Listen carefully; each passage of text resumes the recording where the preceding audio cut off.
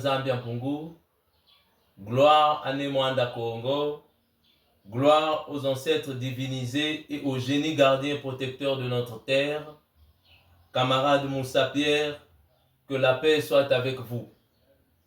En tant que coordonnateur national de Bundu dia Congo en République du Congo, et en ma qualité de gardien de temple et porte-parole des ancêtres, je me suis vu dans l'obligation de vous répondre par rapport à certains de vos propos tenus lors de l'ouverture du 6e congrès du PCT qui avait eu lieu en décembre 2025. En effet, pendant la lecture de votre discours inaugural du dit congrès, vous avez dit, je cite, « Le PCT est l'héritier du combat anticolonial de Mabiala Manganga, Bweta Mbongo, Obambe Mbunze, Matswa André, etc. » Cette séquence nous a laissé perplexes, car elle est truffée d'incompréhension, voire de confusion, puisque rien qu'en voyant le traitement que le PCT fait subir à ses vaillants ancêtres, activistes politico-religieux, l'on peut facilement connaître la place indigne que vous leur aviez réservée. Oui, ces âmes d'élite, dont l'objectif principal de leur combat fut l'indépendance totale du Congo et de l'Afrique, n'ont jamais été sincèrement épaulés et honorés par votre parti politique. Le PCT n'a jamais daigné organiser des activités historico-culturelles dans le but de leur rendre hommage.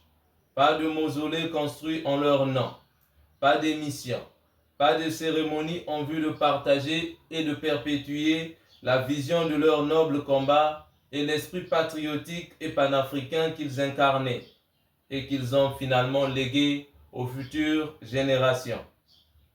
Sur le plan culturel, le Congo demeure dans l'aliénation et sous la domination des traditions, des mœurs, us et coutumes venus soit de l'Occident ou du monde arabe, qui souillent le sacré du Congo et de l'Afrique. Comment pouvez-vous imaginer que tous les dirigeants politiques congolais et africains soient tous soit adeptes des églises importées ou membres des ordres politico-spirituels étrangers tels que la franc-maçonnerie, dont nombreux parmi vous font partie et subissent des traitements inhumains, dégradants et désobligeants qui leur lient les mains et les pieds, leur bandent les yeux, leur ferment la bouche et les empêchent de travailler effectivement pour le Congo et l'Afrique. A contrario, les associations ou organisations culturelles et spirituelles qui font la promotion de notre culture, prient pour le Congo et l'Afrique, rendent hommage à nos ancêtres, à l'instar du Kingunza ou Bundu dia Congo, sont infiltrés, méprisés, parfois combattus et persécutés, étouffés et empêchés d'évoluer. Êtes-vous vraiment patriote et panafricain? En ce qui concerne l'indépendance économique et monétaire du Congo et d'autres pays de la sous-région, pendant tout le règne du PCT, précisément depuis son retour au pouvoir suite au coup d'État de 1997, aucune action, voire aucun combat concret dans ce sens a été mené. La situation économique hautement chaotique qui asphyxie le pays actuellement aussi en dit long sur notre dépendance économique chronique vis-à-vis des pays occidentaux. Quant à la monnaie, franc des colonies françaises d'Afrique, le franc CFA, une monnaie qui a toujours manipulé, exploité et torpillé l'économie congolaise et africaine. Elle semble ne jamais déranger les dirigeants congolais du PCT qui la défendent corps et âme avec leur dernière énergie en déclarant haut et fort qu'elle nous garantit une stabilité économique certaine et vont même en guerre contre quiconque ose peindre le côté obscur du franc CFA. Kémy Séba en a d'ailleurs payé les frais dans ce même pays. Enfin, en politique, le Congo, comme beaucoup d'autres pays d'Afrique noire, n'est pas totalement indépendant, comme l'avait souhaité M. Matswa André Grenard et ses frères de lutte. Le cordon ombilical qui lie le Congo et la France y est toujours présent à travers l'ingérence récurrente de cette dernière dans la gestion politique de notre pays. Le néocolonialisme français et occidental y demeure malheureusement, car les dirigeants congolais et d'autres pays d'Afrique noire se voient toujours intimer des ordres par l'impérialisme, des injonctions et instructions sur comment diriger leur propre pays ne cessent de pleuvoir. Les accords secrets. Gloire à Tata Nzambi Mpungu, le créateur des cieux et de la terre. Gloire à Nemwanda Kongo, l'archange gardien et protecteur de la race noire mondiale, du Congo et de l'Afrique. Gloire à nos ancêtres divinisés et à tous ceux qui ont bâti notre glorieuse nation. Gloire à tous les génies des cieux et de la terre qui protègent et préservent notre pays et tout son peuple des complots du monde des ténèbres. Peuple congolais, chers compatriotes, que la paix du Seigneur à Congo soit avec vous et que cette année 2026 soit pour nous tous celle d'une grande illumination divine, d'une prise de conscience individuelle et collective, du bon sens, d'amour, de cohésion nationale, d'unité, de solidarité, de vérité, surtout de beaucoup de patriotisme sous toutes ses formes, puis de réussite individuelle et collective et du salut tant attendu.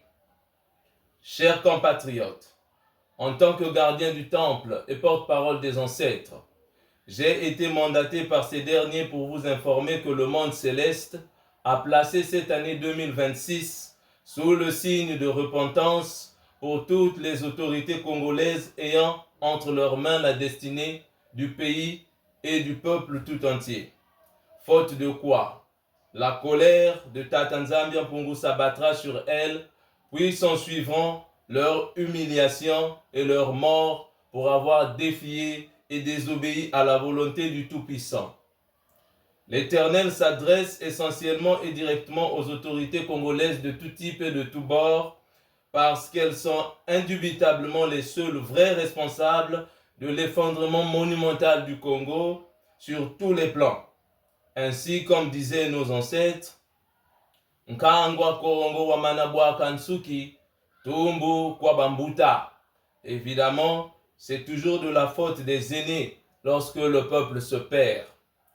Les aînés dont il est question ici ne sont autres que les autorités religieuses, politiques, militaires, intellectuelles et les musiciens, de par leur voix prépondérante, leurs fonctions et responsabilités au sein de la société.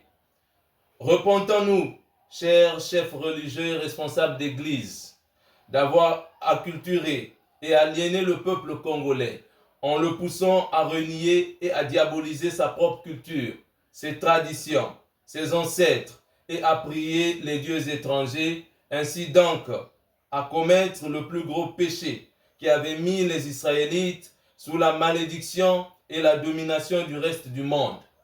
Repentons-nous d'avoir menti au peuple bien-aimé de Tata Nzambi à travers des prophéties biaisées, de lui avoir demandé de prier et de bénir Israël comme si nous étions des Israéliens, tout en délaissant et abandonnant notre propre pays, le Congo, dans les ténèbres. Repentons-nous d'avoir vendu de l'illusion au peuple, de l'avoir rendu paresseux et superstitieux, au point d'attendre à longueur de journée un certain pain qui tomberait du ciel, d'avoir arnaqué notre peuple jusqu'au dernier centime, puis de l'avoir envoyé droit dans l'abîme.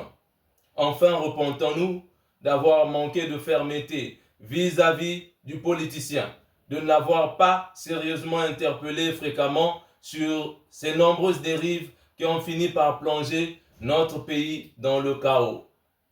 Repentons-nous, chers politiciens, de la majorité comme de l'opposition, d'avoir hautement trahi le pays et tout son peuple, en manquant de patriotisme et de volonté politique pour l'émancipation de notre pays, de s'être servi du pays et de tout son peuple au lieu de les servir. Repentons-nous, chers politiciens, d'avoir priorisé nos intérêts personnels au détriment des intérêts communs, d'avoir méprisé notre peuple, le privant de nourriture, d'eau potable, d'électricité, d'avoir abandonné le peuple congolais à son triste sort face à la maltraitance et aux abus de l'expatrié. Nous devons enfin nous repentir, chers politiciens, d'avoir fait du mois de mars le mois le plus obscur ou ténébreux de l'histoire de notre République pour avoir assassiné 2 présidents et un cardinal. C'était là le point de départ de ce que l'on appellerait la grande malédiction du Congo et de tout son peuple. Car le sang des âmes d'élite et d'innombrables autres innocents y avait coulé. Repentons-nous, chères autorités militaires, d'avoir trahi notre mission cardinale, celle de protéger un pays et tout son peuple, d'avoir comploté avec l'homme politique en faisant d'un peuple inoffensif, donc sans armes, notre ennemi privilégié. Repentons-nous, chères autorités militaires, d'avoir planifié en complicité avec les forces néocolonialistes et impérialistes la guerre du 5 juin 1997, retourner les armes contre nos propres frères et sœurs, mis le pays à sang et à feu, tuer plusieurs centaines de milliers de civils et précipiter leurs innocentes âmes dans l'abîme. Repentons-nous, chères autorités militaires, d'avoir créé d'innombrables veuves, veufs et d'orphelins en quantité industrielle. Enfin, repentons-nous, chères autorités militaires, d'avoir écarté volontairement et méchamment les noms de nos compatriotes des listes de formation, de stage ou de recrutement et de les avoir empêchés d'accéder aux grades supérieurs parce que ceux-ci ne seraient pas de la même ethnie ou tribu que nous. Repentons-nous, chers intellectuels congolais, d'avoir soutenu l'obscurantisme et laissé la médiocrité prendre le dessus sur le mérite, d'avoir soutenu et accompagné les politiques dans leur théorie ou complot suprémaciste d'une certaine tribu ou ethnie sur d'autres. Repentons-nous, chers intellectuels congolais, d'avoir détruit l'âme de l'éducation congolaise en faisant de tout concours dans notre pays des fonds de commerce et mis une fois de plus le mérite entre parenthèses. Tout s'achète maintenant dans nos établissements, même le passage en classe supérieure. C'est du sabotage. Repentons-nous, chers musiciens congolais, d'avoir plébiscité la paresse et la facilité, en dédicaçant dans nos chansons certains hommes sans carrière professionnelle ou entrepreneuriale crédible, qui ont bâti leur fortune sur le vol de l'argent de l'État et la souffrance du peuple congolais. Repentons-nous, chers musiciens congolais, d'avoir à travers nos œuvres musicales fait de certains cadres de la société congolaise au passé et à la moralité douteuse des saints ou des modèles de société alors qu'ils n'ont jamais contribué à l'évolution de notre pays. Finalement, repentons-nous, chers musiciens congolais, d'avoir fait la promotion des contenus sales, biaisés, controversés, qui ont pollué et empoisonné la conscience et la mentalité de la jeunesse congolaise, la conduisant malheureusement dans la dérive totale. Oui, nous devons nous repentir, chères autorités, responsables et cadres congolais, nous qui avons accepté de conduire la destinée du pays. Soyons patriotes, humains et visionnaires. Arrêtons de vouer un culte indéfectible à la mort. Débarrassons-nous de la culture du sang humain en arrêtant de faire couler le sang de nos compatriotes, car la vie de l'homme est sacrée.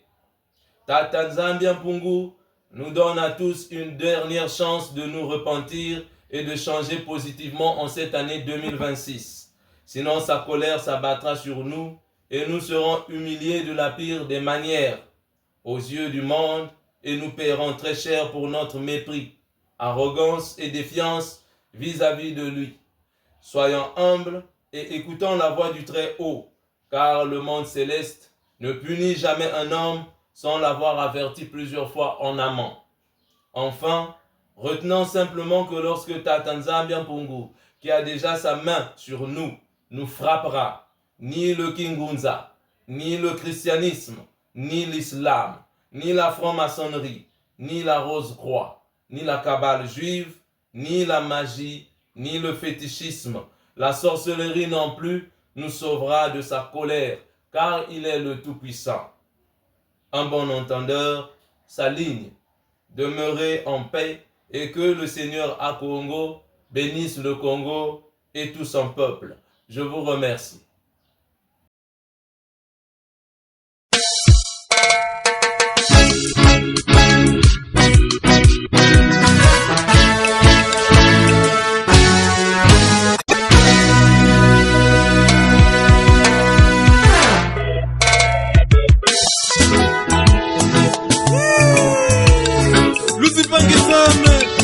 Kumba makaya bakulu batakinga na fo ya kufua kia toka fuako kiali Congo betidila Congo betidila